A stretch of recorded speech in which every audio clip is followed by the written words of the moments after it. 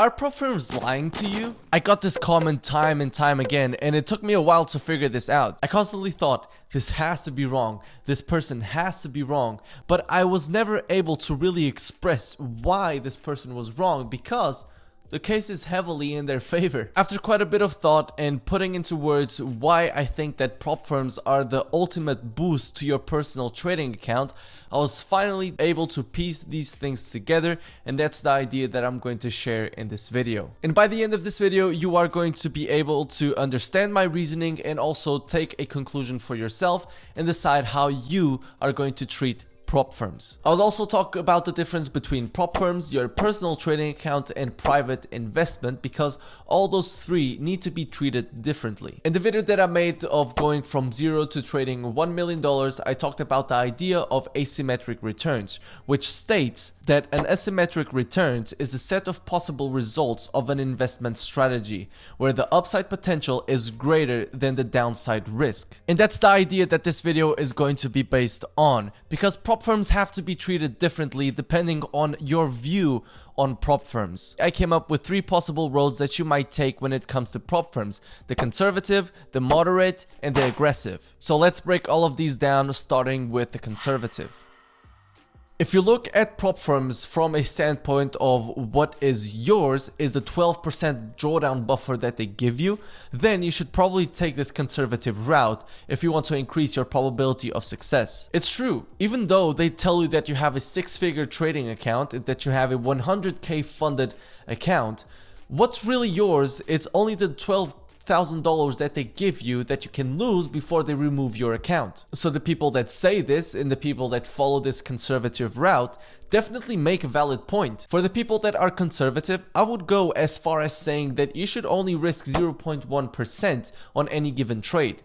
The reason for that is because 0.1% is going to be 1% of the full buffer that they give you on your account. 0.1% of $100,000 is $100, which is 1% of $10,000. With this, you shouldn't even be really worried about blowing a prop firm account, because if you have a profitable edge, taking 120 losses in a row is very improbable. There must be something really wrong if that actually happens. And also, you should probably not even have to care about the drawdown rules. And that's why this conservative way of trading a prop firm account is probably the one with the highest success rate, because it gives you a proper risk management, and it's basically like having your personal trading account where you are only risking 1%, but with no risk at all on your side. The only problem that I see with this style of trading a prop firm account is that it really only makes sense with accounts that are above like 50k, or even I would go as far as saying 100k. And having a strategy that is expected to give you a good return on investment every single month. It also depends on how much you spend every single month, and if prop firms are the way that you are paying your bills. Everything needs to be factored in when we are talking about the risk management of prop firms. So you really need to understand what role prop firms play in your life. But now let's get onto the opposite end of the spectrum and talk about the aggressive route. This approach is for people that have a high degree of confidence in their results, in their strategy, in their consistency, and honestly don't give a fuck about whatever happens to their prop firm account, and are just using it as a way of growing their personal account by a lot. The aggressive traders, in my opinion, should also either way not be risking more than 1%, because if you look into it, you only have a 12 trade buffer until your account is removed. And that's why it's important to keep all this in mind. Can you stomach the fact that you only have 12 shots that you can miss? How do you react when you lose a prop firm account? Do you just go for another one? And are you confident in your results and consistency that you can indeed pass these challenges over and over again? These are all questions that you need to ask yourself before following this route to understand if you are able to stomach the heightened pressure of taking a 1% loss when you only have 12% that you can run through. Once you start building a buffer, then risking 1% isn't much of an issue because you have more trades that you can run through and your risk of ruin is less. I know that ruin is a strong word, but that's the word that is used when we're talking about probabilities. Now, this is where the idea of asymmetric asymmetric returns can really come into play. What is really the risk when you have your funded account? Just the fee that you paid to pass the challenge, and even that is refunded to you once you get your first profit split. My Forex funds even go as far as giving you 112% of refund of your registration fee, plus they give you 2% of the profits that you made in phase 1 as soon as you pass onto the live account. You don't even need any profit split, and they also give you 4% of the profits that you made on phase 2 in your first profit split. So the risk on your side is almost zero. And if you want to check my Forex funds out, link in the description, coupon code, everything is there. What is on the line for you is mostly your ego and how much you value the prop firm account. So as we can see, the downside of losing a prop firm account is not very big. But what about the upside? Let's say that you are risking 1% of your 100k funded account and you have one trade that goes on to make 10%. All of a sudden, in one trade, you have made $10,000, while if you were only risking 0.1%, you would have made $1,000. It's a big difference. So through this point of view, the idea of asymmetric returns really starts coming into play, because if you make the 10%, almost no risk on your side if you lose the trade or you lose the account, with great upside potential if probabilities end up playing in your favor. And this is key, because if probabilities don't play out in your favor in the first 5-10 trades, then all of a sudden you are in drawdown, and that has an emotional burden. All these things, you need to factor these things in. There's a much higher risk of you losing your account. There's a much higher risk for you to have to go back to the challenge and verification phase before you are able to have a funded account once again if probabilities don't play out in your favor, which is also a possibility.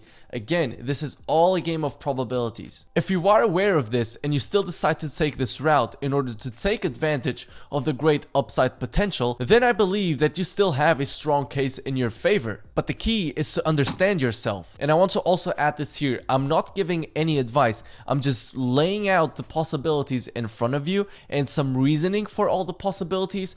All the decisions have to be made by you, by understanding yourself, by understanding how you view prop firms, and all this that I'm talking about in this video. And at the end of the video, I'll tell you what route I'm personally taking too. This approach is for people that understand that they only have 12 or 10% to run through before their account is removed, but still want to apply the idea of asymmetric returns. And 12 or 10% because it depends on which one you choose. My Forex funds has 12%, FTMO has 10%. Links for both of them in the description. In this approach, you would probably keep your risk between 0.1 and 0.5%, possibly starting at 0.1% and progressively increasing it as your confidence in the strategy and your confidence in the prop firm account also increases. Like that, for example, by risking 0.5%, your risk of ruin is much less because you need to run through at least 20 trades, 20 losses in a row before you get your account taken away, meaning you have many more shots that you can take. And depending on your strike rate, the probability of that happen might be quite low, as you can see in the screenshots that I'm posting right now. But keep in mind that these screenshots show you a statistical probability of the biggest drawdown that you can have. It doesn't factor in emotions, the fact that if you maybe take 10 losses in a row, you might take one more loss that's emotional and it's not a statistical edge. And all of a sudden, all these screenshots that you're seeing right now kind of are skewed, because once again, this factors in statistics and you sticking to your trading plan over and over again. When being moderate, you take advantage of the big returns that risking a little bit more gives you, while also saving you the headache of taking some losses in a row can also give you. This is the road that I believe that a lot of you are going to be taking, but once again, this all comes down into your personality and you need to understand how you view prop firms for that. Now, the challenge is a different scenario. On the challenges, I'm still risking 1% or 0.5 depending on what strategy I'm currently using. The way that you approach challenges really depends on the strategy that you are using, because you have a time limit, and that's the biggest difference between having a funded account and a challenge. In the funded account, no one asks you, oh, why are you just risking 0.1%? You can't achieve our goals like this. No, because you have no goals to achieve. The only goal is be profitable. While in the funded account, you have to think medium term on how can I get consistent payouts every single month or every single quarter. For challenges, you have to think short term, and that's just the nature of the game. If you are thinking in 30-day blocks, that's short term, and everything needs to be adapted when it comes to that. And you shouldn't be losing a challenge in a matter of a week. If you are, then probably you should really reconsider your risk, because you might be taking a lot of trades, and like that, if you're taking a lot of trades, you should adapt your risk in order to be able to go through these 30 days and let the probabilities play out. But what about your personal trading account? The idea of asymmetric returns does not apply when it comes to your personal trading account. And the reason for that is because in your personal trading account, you are the one that takes liability for all the losses and all the wins. It doesn't matter if you take a 1% loss, that's 1% of less capital that you have in your personal trading account. If you take a 5% win, then that's completely your money too. So the idea of asymmetric returns does not apply here, so you should not be over risking when it comes to your personal trading account. Within your personal trading account, you shouldn't really be risking more than 1%, because once again, the downside risk is as big as the potential reward. It's not for no reason that all good traders talk about risk management being their main factor when it comes to success. You can't take trades if you have no money, so why blow your account? So in your personal trading account, the idea of protecting your capital should definitely be used by you, and so proper risk management is key. So let's go into the final one, private investor capital. This is something very important to touch on, because if you are taking private investment, you cannot afford to risk a lot. Even though it is not your money, there's a big relationship that is at stake between you and the private investor. Not to forget your reputation in the investment community too. This is something that you don't have with prop firms, because prop firms are impersonal.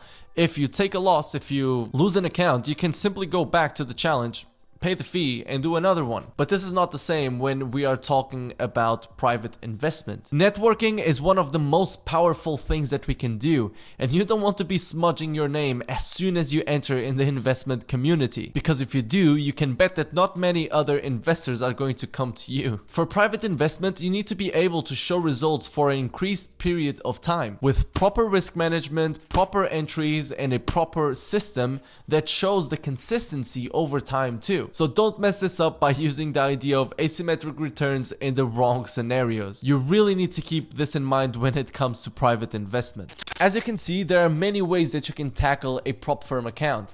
But in my opinion, there's only one sustainable way to tackle your personal account and private investor capital. How do you look at prop firms? What route are you taking? Are you taking the moderate route, the aggressive, the conservative? Let me know in the comment section below. I'm personally going to be using the modern route, scaling my risk all the way up to 0.5%, even though now in March I've been risking 0.1% because I've been trying some new things out, and I don't want to have my big capital at risk when I'm testing new things out, while still risking 0.5% or 1% in the challenges. I hope this video was insightful and I was able to open your mind a little bit on different types of approaches and why there's no real right answer. It all depends on your personal personality. So what you have to do is now you have to take this information in and think about you. What would you like to do? How do you feel when it comes to all this? Because only like that are you going to be able to decide what's the right route for you. So take all this information in and decide how you are going to use risk management in your prop firm account. If you want to help the channel out, there's links for the 2 prop firms that I use in the description. I hope you guys have a beautiful rest of your week and a beautiful week that is to come, and I will see you next week. Peace.